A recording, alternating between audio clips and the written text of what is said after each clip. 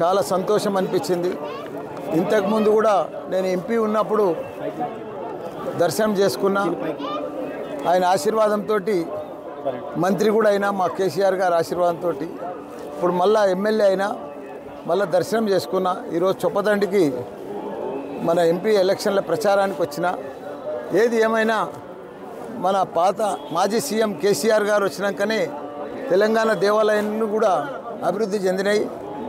గత ప్రభుత్వాలు ఉండే చాలా ప్రభుత్వాలు వచ్చినాయి పోయినాయి, కానీ కొండగట్టు ఆంజనేయ స్వామిని ఎవరు కూడా పట్టించుకోలే. ఇప్పుడు 100 కోట్లు కూడా రిలీజ్ చేసి అన్నీ కూడా కోనేరు కానీ ఇవన్నీ కూడా పనులన్నీ కూడా జరిగినాయి. ఇంకా 500 కోట్లు కూడా రిలీజ్ చేసిండు. ఇప్పుడున్న ప్రభుత్వానికి కూడా ఆ ఫండ్స్ కూడా రిలీజ్ చేసి పెద్ద ఎత్తున ఇది చాలా పుణ్యక్షేత్రం, పెద్ద క్షేత్రం. మన తెలంగాణలోనే కాదు భారతదేశంలోనే పెద్ద కొండగట్టు ఆంజనేయ స్వామి అంటే మంచి పేరు ఉంది. కాబట్టి దీన్ని ఇంకా బాగా అభివృద్ధి చేయవలసిన అవసరం ఉంది. అందరికి కూడా నమస్కారం, ధన్యవాదాలు. ఈ మధ్య ఎన్నికలు అయిపోయిన తర్వాత దైవ దర్శనాలు బాగా చేసుకుంటున్నారు. ఏం మొక్కుకుంటున్నారు దేవుడు?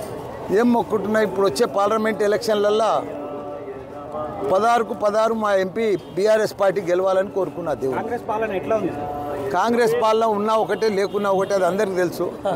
ఎందుకంటే అది ఉన్నా లేనట్టే.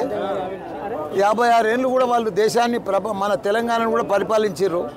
ఎప్పుడు కూడా వాళ్ళు న్యాయం చెయ్యరు కూడా. ప్రజలకు కూడా తెలుసు. తొందరలోనే ఇప్పుడు 50 రోజులలో 50 వేషాలు అయినాయి. ముందు కూడా ఏం జరగదు, అది అందరికి తెలిసిన విషయమే. అది